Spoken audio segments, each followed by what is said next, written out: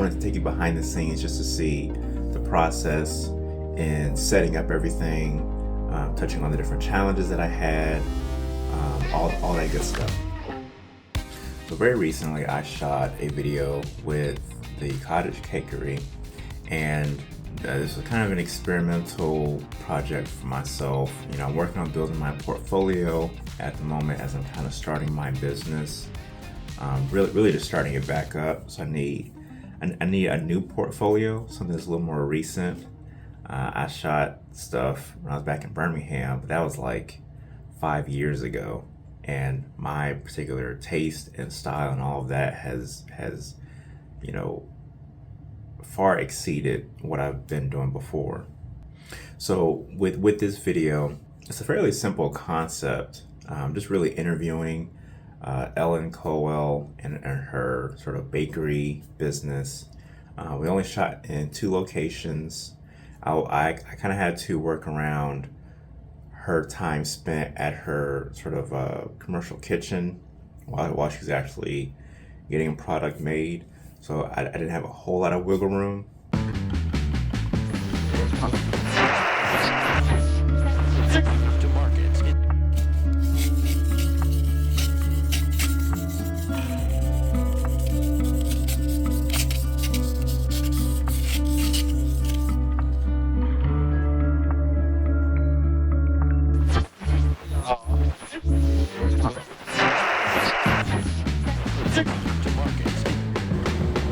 Alright, that's everything.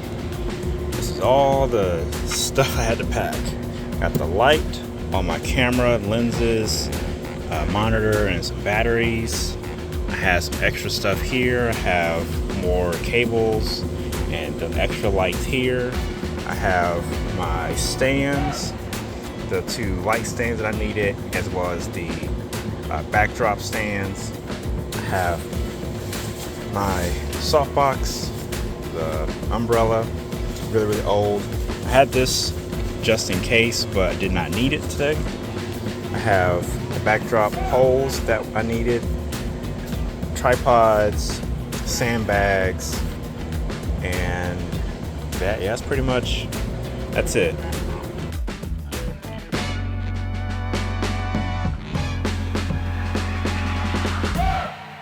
So the way that I made good use of the time that I had while she was already at the kitchen setting up her stuff, I went ahead and started setting up the interview space, since that was going to take the most time in putting together. I had an issue where I wasn't able to turn off all the lights, so I had to navigate around that. I had to make sure that my lights unfortunately had to fit and color match the lights that were not able to be shut off.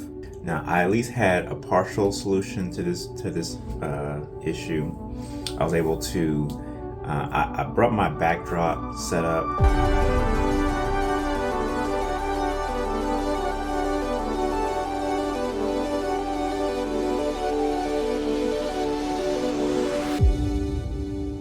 And even though the fabric is pretty thin, it still helped to cut out some of the light from one of the sources of light, the one in the back.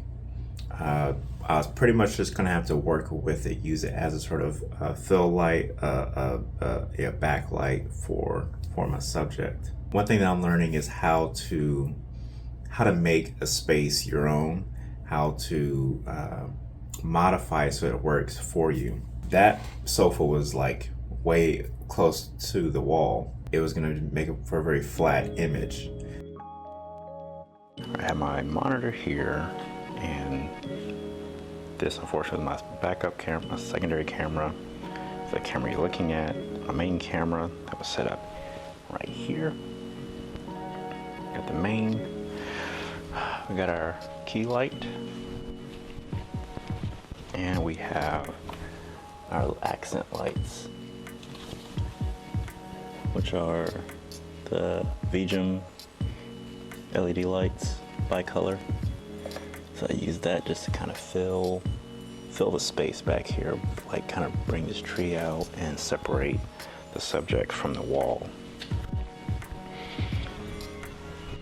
I had the microphone right here. I already took off because I'm about to transition to go shoot in there. microphone right here. I could have had it lower because I changed the framing of this camera, but hopefully it picked up well enough. And then we have blocked out this light as much as possible.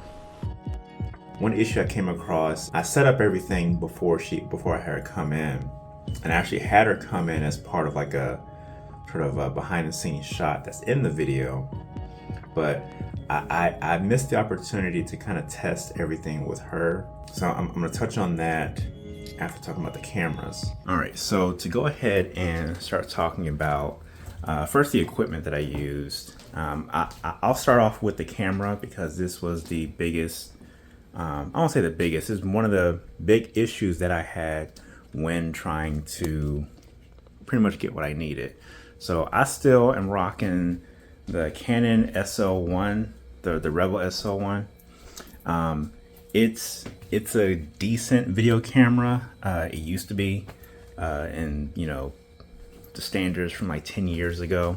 Essentially, it's I can only shoot at 1920 by 1080 at 24 or 30 frames a second. If I want 60 frames a second, I have to go down to 720p. So most cases for most of these films, especially for the paid projects, I'm not shooting at 60 frames on that camera because I'm just gonna be sacrificing quality like off the rip. I need to go outside. It feels really good outside. One issue I was able to solve just recently, when I pretty much started a previous client project, I had the funds to buy a couple of things, camera equipment wise, that were going to help me out for pretty much these upcoming projects. And one of the things I got to get was this camera monitor. I think you pronounce the name Vijim, I'm not sure.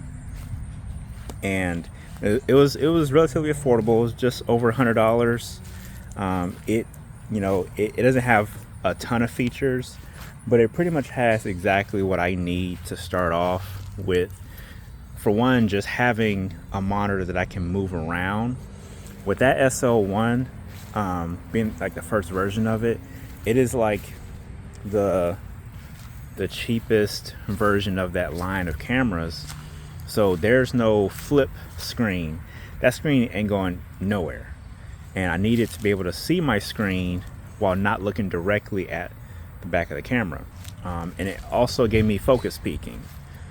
So I can see, especially because the better lenses that I have to work with are, they don't have autofocus. I'll jump into that momentarily. So autofocus is off the table for the most part. So I need to be able to shoot and I need to be able to see where my focal length is.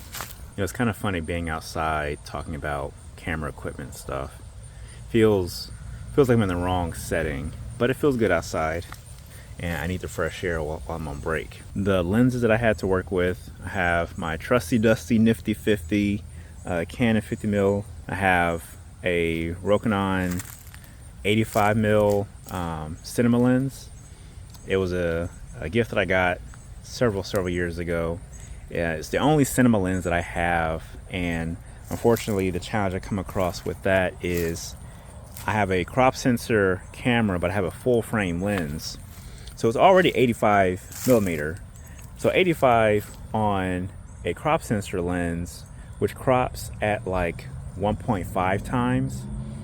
It's like my general assumption for the lens is I'll add 15 more millimeters to the crop or to the focal length.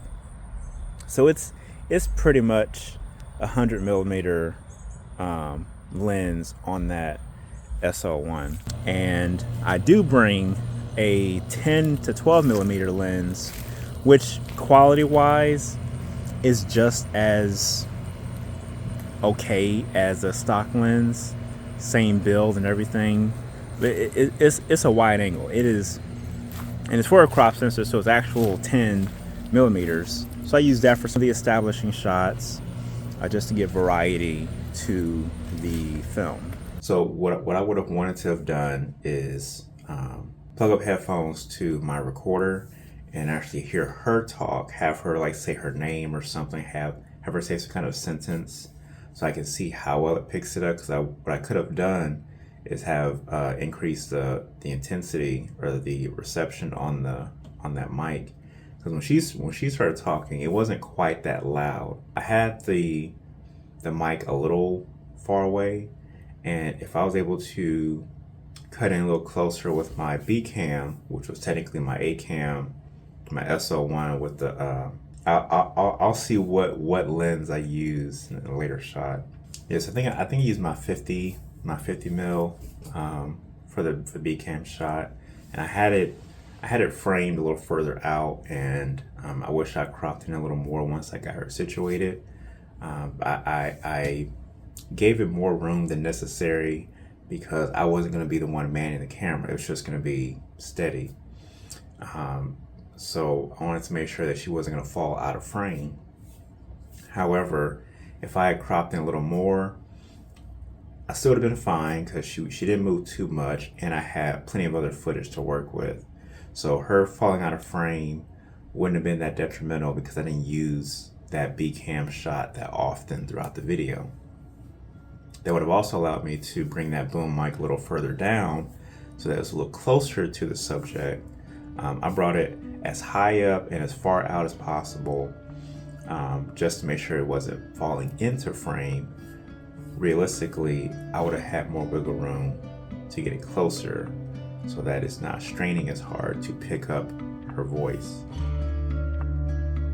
So now we're shooting in her kitchen. This was an issue as far as like pre-production. Didn't know that the lights weren't going to shut off all the way. So I had to figure out how I was going to light the scene. And I was stumped that one light being on really changed what I was going to actually end up doing. So I had to kind of figure out just as we were going, knowing that she was going to be moving to different locations. She was going to be on one side of the counter at this machine. She's going to be on the other side of the room at a different machine. She's going to be at this board. She's going to be at the stove. So she's moving all over the place. So I had to keep moving my light source in different places. So you'll see the light source changing from shot to shot, which, it is what it is. This is still a learning experience for me. Some of the lighting positions worked, some didn't. I was trying to bounce the light off the white walls and the ceiling, and that helps to create some fill light, some like soft fill light for the subject, but it didn't tend to the style I was going for. I had a mood board that I used to get an idea of how I wanted to shoot the film, especially wanting to do a sort of my idea is in like a cozy film, because we're talking about baking and all of that, and yeah, so that's the idea that I had. I didn't really get to execute that with the lighting, but with the music and all that other stuff, I made it work. The good thing about doing videos like this that serve more like a passion project, so to say, is you have the wiggle room to kind of fail or just try things that may not work out. And for me, I'm using everything that I've experienced and learned on this project to influence how I navigate the next project. I want to keep that ball rolling. So I'm continually learning, even as I'm building my clientele, even as I'm learning and growing just as a filmmaker overall. What I want to do now is, if you haven't already seen the video, I'm just gonna pop that at the end of this video so that you can just kind of see, I guess from my lens, from my perspective, how this video came together, seeing everything that you've seen so far. So hope you enjoy the video.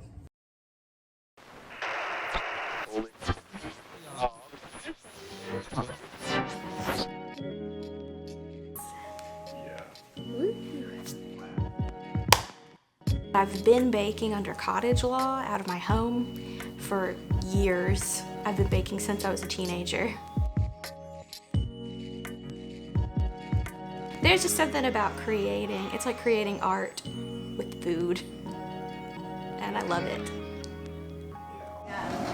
Frosting in a super large batch. I have to put plastic wrap around this whole thing, otherwise powdered sugar just flies everywhere. Yeah.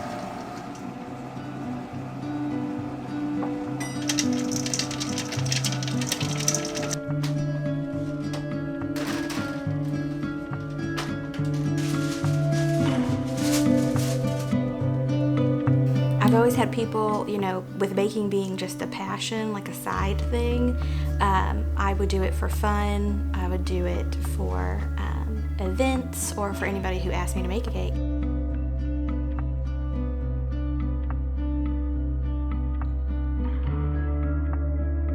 And they would always look at it when it was done and they would say, well, what are you doing working over here? You should be doing this.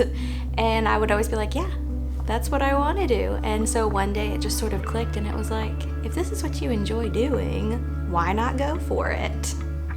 So I'm going for it.